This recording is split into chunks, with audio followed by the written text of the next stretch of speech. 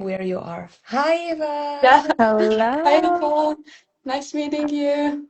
Hey, so good to see you guys. How are you?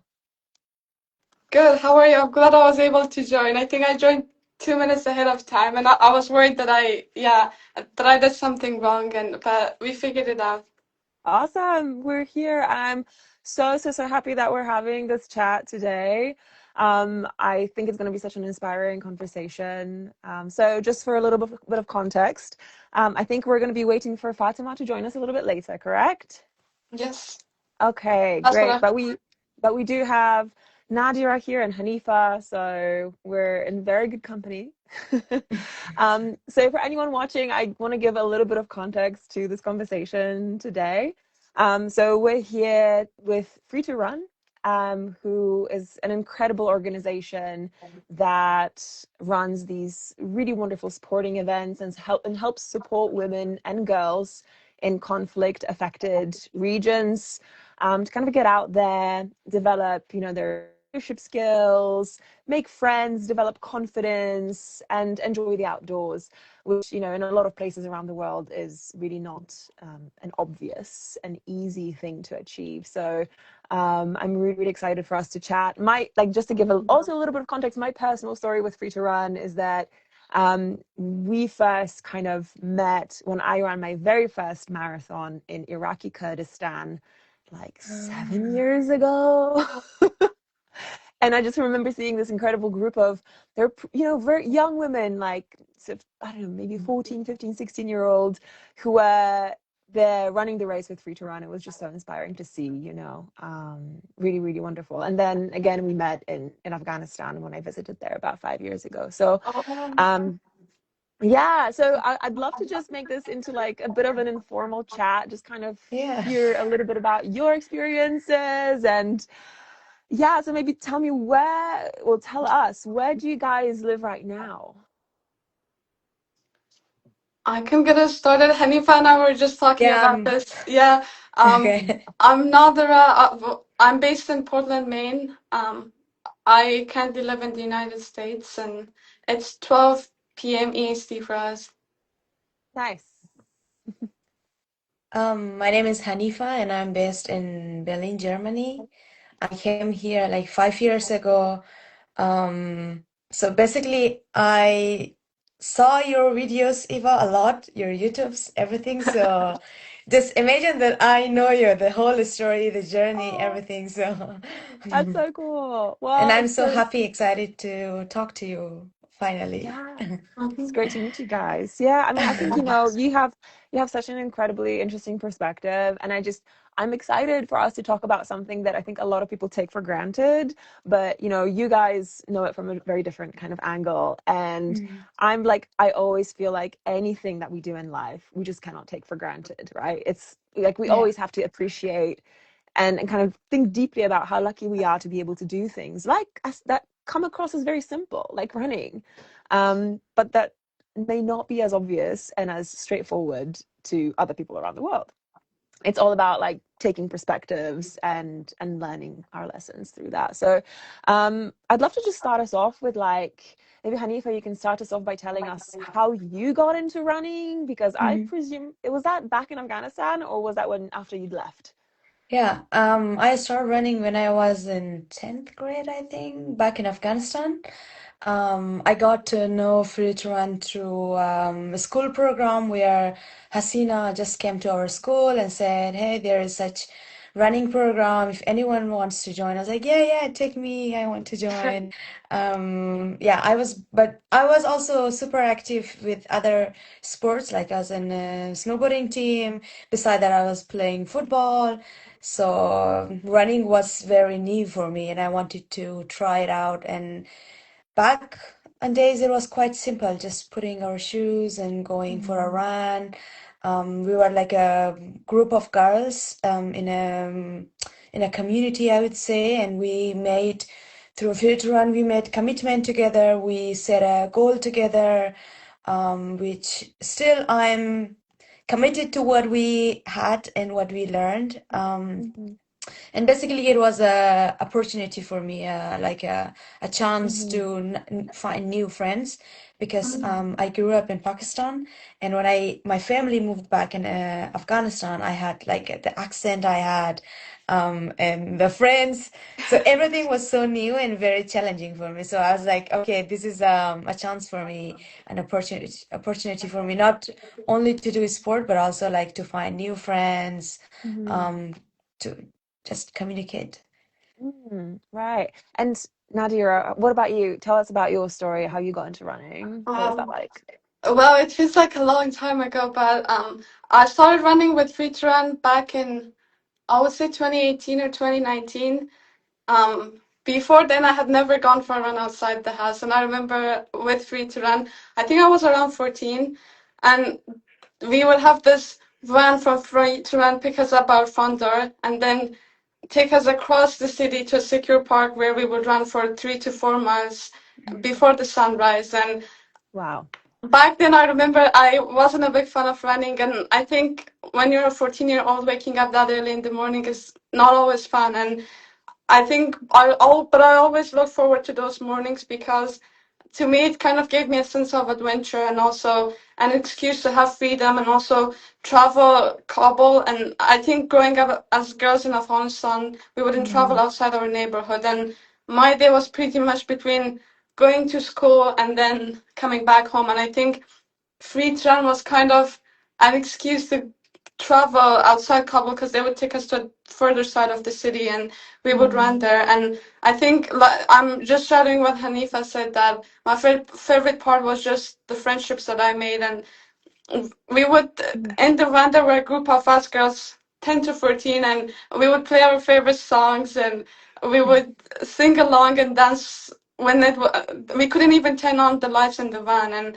every now and then the driver would shush us to be quiet and not get us in danger. And those are Wow. the fun times that I remember. Yeah, and I think that's when I started running, but I didn't get really seriously into it until I moved to the US. I moved here back in 2019, and then Mm, I got into running more seriously. But I would mm. say free to run was the first place for me, yeah, that got me into running. Okay. So you mentioned like waking up before sunrise and getting into this bus and then having to stay quiet, on the bus is not to draw attention. I think, for a lot of the people listening in, like it's pretty clear that, for a group of young women to run around in a park in Kabul is probably not like the safest practice. So can you tell us a little bit more about, how you kind of felt having to get up so early and kind of go running in the darkness? What was that like for you? That is a good question. I think the part that, from what you said, that stood out to me was running in the dark. I think I've had a different perspective about running in the dark. I think because as a participant with Free to Run, we mostly run in the dark. I think I became to like the darkness and think of it more as a refuge than something to be scared of. And I think Mm, later on, when I started running in the US, I did a ultra marathon, 12-hour ultra marathon that was mostly in the dark. And I remember my friends were asking me that, how come you're not afraid? And you should be careful and it's dangerous. And not that I wasn't afraid, but I think to me, could be because of Preacher, and I think darkness has become mm. more of something that, what is it, you take refuge into rather than something to be afraid of. And I would just Wow. joke to my friends that you just have to run so fast that nobody can catch you, and that's the trick about it. But I think I having free to run to take us to a secure park, and we would run across the these barbed wires. And I remember that if there were men around, we would try to stay away, or we were trying to keep quiet. But I think Mm-hmm. because that's the only option we had, I think we were just happy that we had that opportunity to get out in the dark and run. Mm-hmm. And I think, what is Mm-hmm. it, it was more of an adventure for us, and we took the precautions. But I, yeah, that's when I think Mm-hmm. back about it, I think those are the memories that comes back. Wow. Okay.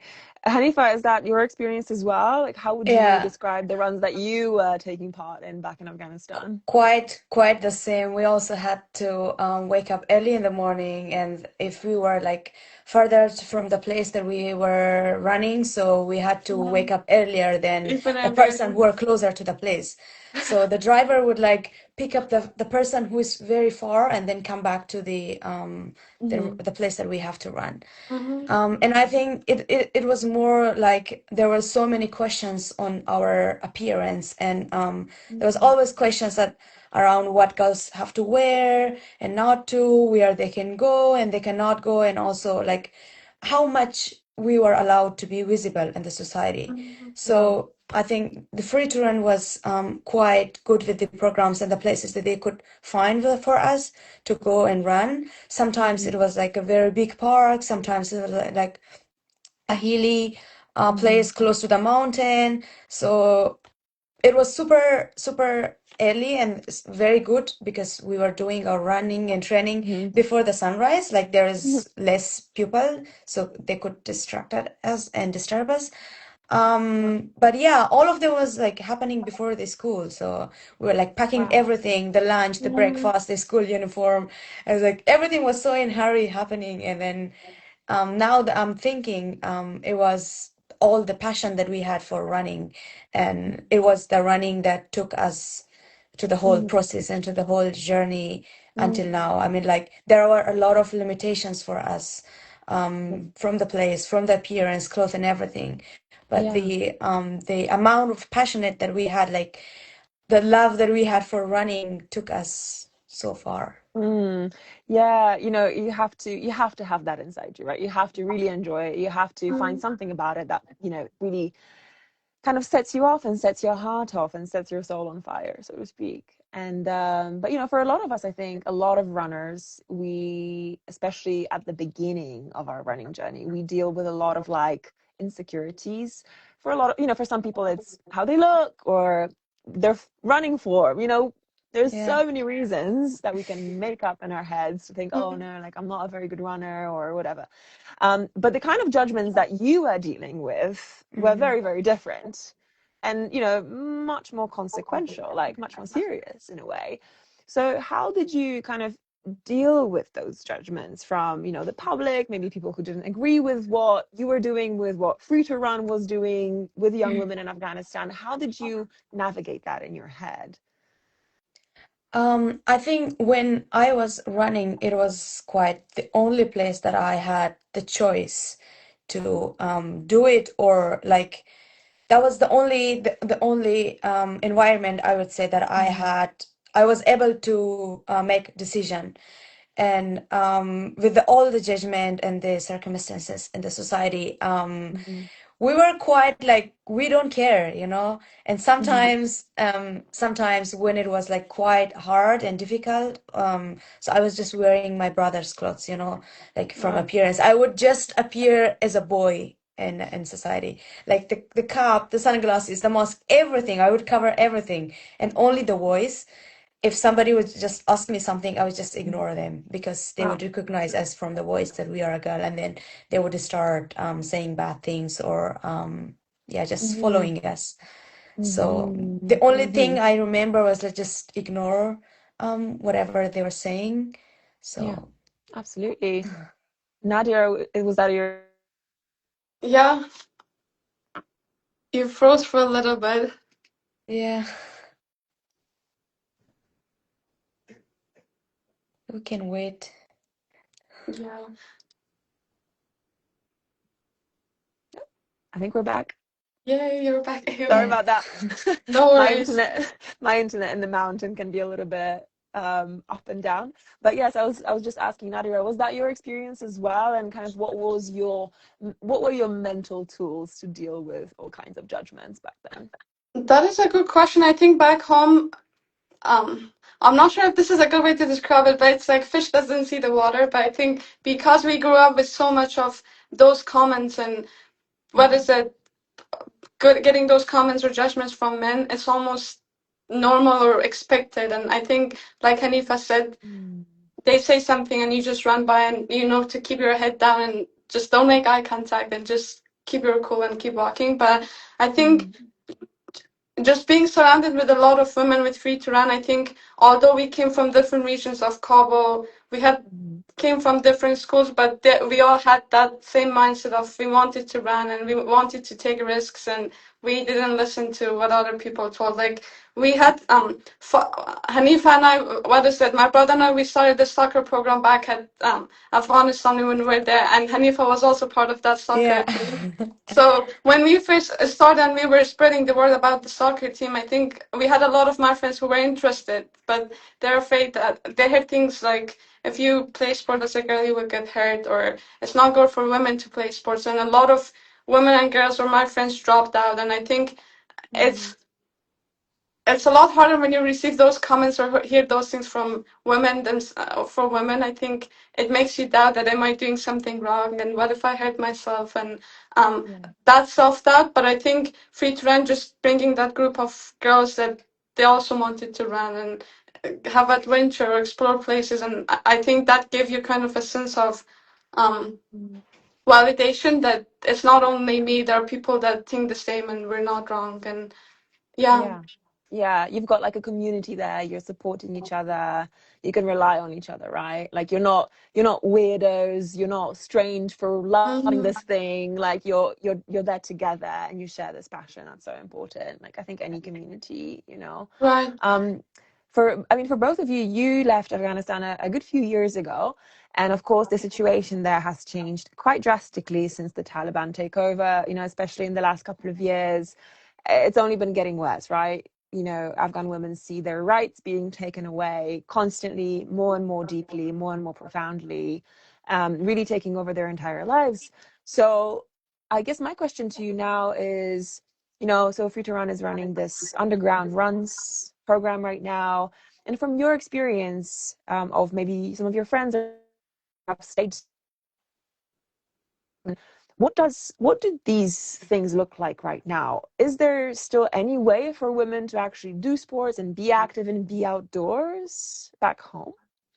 You broke out a little bit on the what is it when you're finishing up? Could you repeat that again? Sure, of course. Yeah, I was just wondering what the kind of situation is for women in Afghanistan right Hmm. now, if they want to do sports, if they want to kind of get outside, get outdoors. Is that still something that they're actually able to do? And if so, how does that look?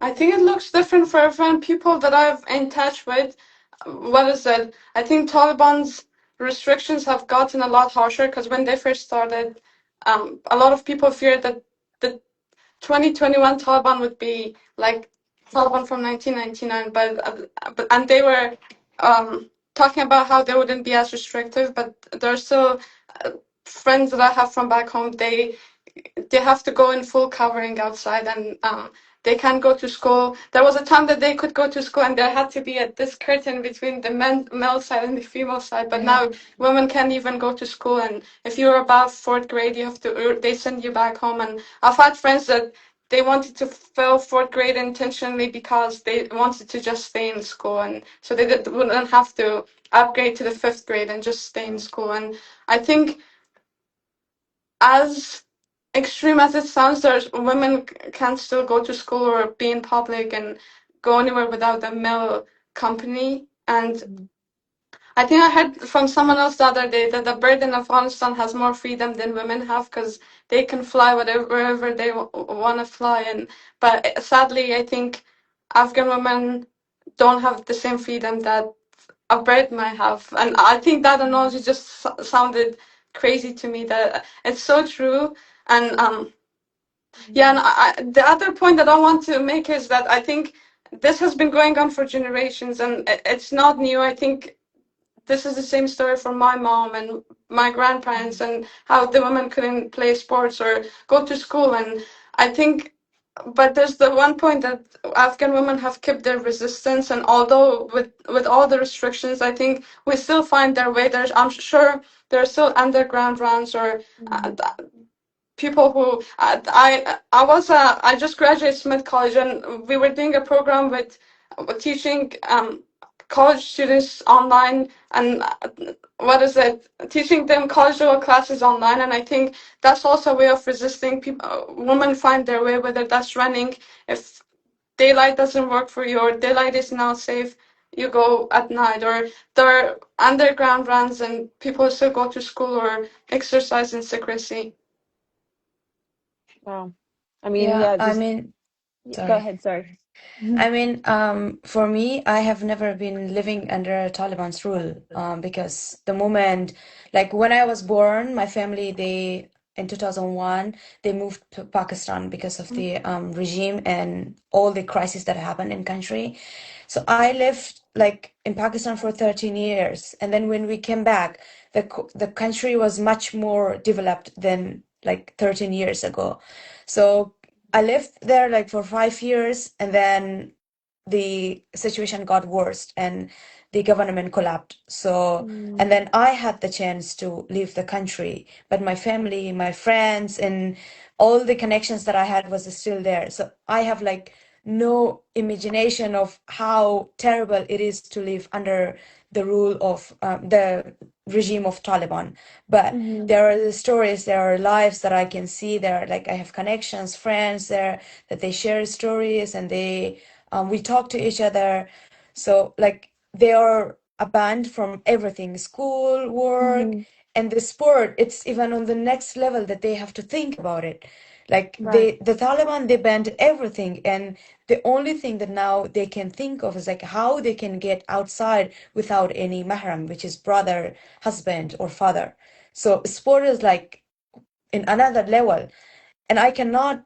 It's like Mhm. out of thinking for me. It's I cannot even imagine how hard it is to have the same passion as, like, for example, like me, the same girl in Afghanistan, and want to run around the country or city anywhere, but you're not allowed. You're just because you're girl, just because you're woman. And it's so heartbreaking for me. It's so disappointing at some point for me that like this is not fair. This is just it was not Mm. supposed to happen, like we had good dreams, we had so many things to achieve. But yeah, now for me, running is the only thing that I can keep my connection with my friends, and it is, I would say, a potential that connects me with my friends back and all the women and girls back in Mm. Afghanistan. And that's why I am gonna lead the underground run, because Mm. it's not running anymore for me. It's not a Yeah. sport for me anymore. It's much more than that. It's like a Um, like a door that has opened a new world for me. Um Amazing. yeah. Yeah.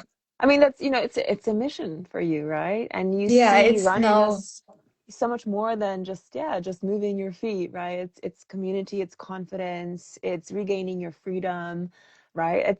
It is all those things genuinely. And it's so inspiring that you guys are kind of creating a whole movement out of that, right? You're not just keeping the running to yourself, like some of us do, like I'm guilty of that. But you're we're all sharing guilty of your that. yeah, you're No, kind I of think bringing, everybody has their own meaning for whatever they do, whether it's running, whether it's any kind of sport. But yeah, yeah, everybody has absolutely, a goal, a meaning for themselves. absolutely. I just got saw this message from Free to Run saying that Fatima would like to join, but I think we can only have two participants at once or something like that. So someone may need to log out to switch. Oh. Do you I see if you also see scroll? the free to run. They have to be in the chat, right? Yeah, I know. Imagine so.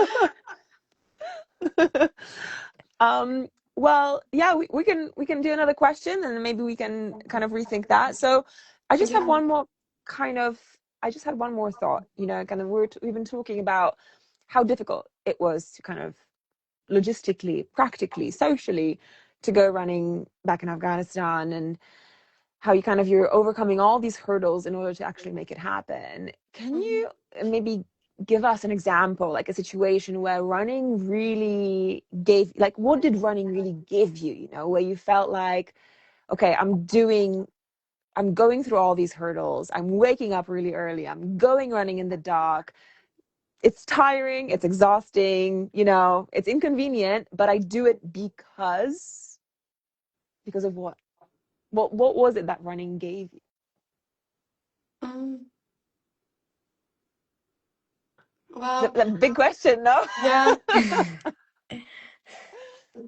The only thing I can think of, what is an for me, I think I did running mostly for, what is it? I've done the competitive side because competed in high school, and in college I was also, my friend and I co-founded the running club, and I feel like I've had both sides of running, the competition side and then more the community-based side of it. But um, I did an ultra marathon junior year of college, and I think it was a surprise to me, and everyone also kept me asking what made you do it. And I ran for 12 hours, and I think after the race, um, now I don't remember as much about it, but I also asked myself the question of what I only learned about the race a week before the race. One of the Free to Run ambassadors, she was doing a fundraising for Free to Run, and I happened to be in the area. I was back in Massachusetts, and she said I could stop by, and I said I would love to stop by. And there were two options of 12 hours or the 24-hour, but I said I might be able to do the 12-hour, and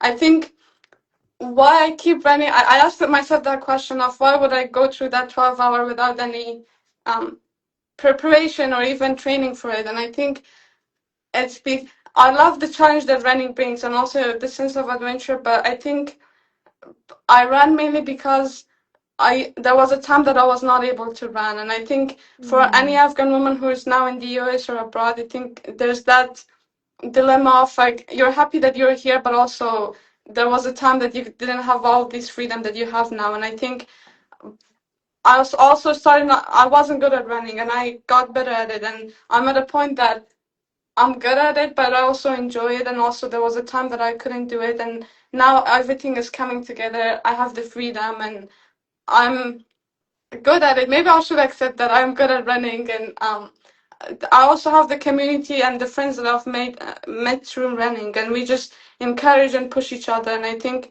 but if I had to give one answer to that, it's just that there was a time I couldn't run, and I didn't start running mm, until I was 14. And um, it's also for Afghan women and the girls my age back home that they want to run or they want to have that freedom, but they do not have the same freedom. got it. Right. I mean, Yeah, I'll just add one thing to that before we move on to Hanifa. yeah. Um, you gotta claim the fact that you're good at running. Just claim it, right? Like you ran an ultra Exactly. marathon. Clearly, you're very good at running. So you can definitely take that label and attach it and be proud of it? I think it's because I can imagine until 14, I had not run outside the house, and I even didn't think of it as a sport. But I think just how far each of us, Hanifa here, or all the Afghan girls as part of Free to Run, running was something unknown to us until we joined Free to Run. And I think Mm, we all have to pat each other on the back and pat ourselves on the back that there are people who grow up running or they're introduced to running to their parents, and we're living very different realities, but just how far we've come. I think Hanifa just ran a 50K, I heard. I saw that, which is impressive. And just imagining that in the span of 6 to 7 years, just how far we've come. And imagine if all Afghan women are just given that opportunity, what absolutely. great things they could accomplish. So true. So true. Absolutely. Amazing. So, Nadira, I'm just getting a message here from Free to Yeah, Run saying that I'm gonna, we'll have yeah, Fatima Logan. yes. I also have, this is my lunch break from work, but it was really nice chatting with both of you. And yeah, So great. I wish I could stay more, but I'll let Fatima join. And also, yeah, I gotta get going. But Thank you nice so meeting much you, for Eva. Nice thank seeing you you, so much for Hanifa. joining. Take care. Yeah, you Thank you for Bye too. joining bye. in. Thank you. Thank Yeah, I'll you. figure out how to leave the chat, but okay, I think I figured Otherwise, it out. just stay. Yeah, take care. Bye. Thank you so much. All right, I guess we'll have Fatima joining in a moment. In the Yeah. meantime, Hanifa, I'd love to hear your take on it. What does running actually mean to you? Like, what does it give you that you are willing to put up with all of the discomforts, inconveniences, and difficulties of it? Um, Maybe my answer is not complete yet, but what Mm-hmm. I figured out, what I have been thinking about, and like came to a conclusion is like I always have been curious and very tough, and I was always like very curious to go beyond the what was defined for me, beyond what was limited for us, I would say. And Mm. now that I remember, for example, the first time that I started running, 5 kilometers was not enough for me. Then I went for further. Then I went for further till until now that I came in Germany. I mean, just three days ago, I finished 50 kilometer, and now I'm thinking, okay, what next? So Congrats! That's I think that's amazing. that's that's one of the thing that keep me running and run, and also the thought that everything is possible and what have been described as a limitation. And for us, like we always have been told that what is possible and what is not possible, what is there for us that we can get it. Mhm. Yeah, I also Absolutely. have this no limitation, only elevation. I would say I Absolutely. I just love figured it that. out. I just figured it out in the Swiss Alps when I was running. I was like, okay, no limitation, only elevation. I'm gonna borrow that. So, hi, Fatima. Amazing. Hello, Hi, hi, Fatima. How River. are Hi, you? Hanifa. So lovely to meet you both. How are Great. you I'm doing? so glad you could join us. Thank you. I'm doing great. How are you? Very, Thanks. very Thanks, I'm good. good. We've just been having the most wonderful, inspiring conversation. I mean, I just love chatting with fellow runners, and I think it's so cool for everybody to hear your perspective. So I'm so glad we're here. So, Fatima, maybe we'll finally catch up with you and we'll get to know a little bit about your story with running. So, tell us a little bit about where you are right now and how you got into running in the first place. Yeah, so it's a blessing to connect with you both here and obviously with Rich Run as well. I'm living in the UK at the moment, but I was born in the beautiful mountains of Afghanistan, and running for me, I mean, it was a kind of like a simple way of getting around, really. I didn't know that such a thing as running existed when my school was 1 hour walk, so we would make sure to get on time. So I would be running to initially how it started was my friend and I, we would walk to the school, and often you get late, and they have a principle where if you're late you get strikes on the hand. And often we would be chasing lorries, and I would be climbing the school window to pull my friend and pull my sister. And then obviously there was a time when we got caught. So I was like, I don't want to feel that pain first thing in the morning in my hands. So I said to my friend, whether you're in or not, I will be running to school. And unfortunately, when we had to leave Afghanistan, and I've kind of left everything there, so coming to the UK, I loved all the sports. I think for me, the biggest blessing was to have mountain as my playground. So that's, like I was always active, really outdoor. Mm. And when I come to the UK, I was just, like part of